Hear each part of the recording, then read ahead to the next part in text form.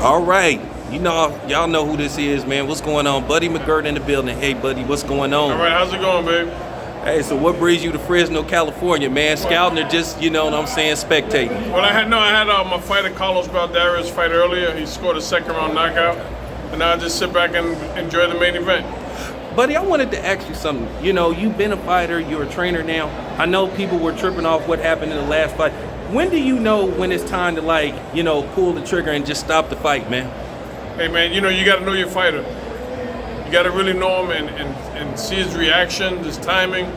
It's a split-second thing, but, you got to really know your fighter. Buddy, I wanted to ask you something because,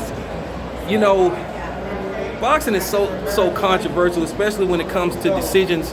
Like, what did you think of last week's fight with Taylor and Catterall? A lot of people thought Catterall did more than enough to win the fight. I'm going to be honest with you, I didn't see the fight. Okay. So I can't answer that question. I didn't see it, so I don't want to say anything that's bad. So, I've heard about it. I've heard that he got an early Christmas gift, but, I don't know. I didn't see it.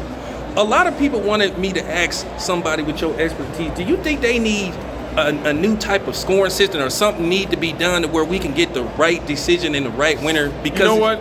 A lot of judges sometimes, not a lot, let me rephrase that. You get some judges sometimes that are fans, and they get their feelings caught up in the decisions and in the fights. You know what I mean? Like, instead of just saying, okay, I'm a fan, but I got to put that aside right now. Some of them don't do it, and that's what happens. Wow.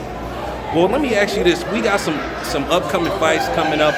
What's your take on Spence versus Ugas? Who do you think wins that fight? Which fight?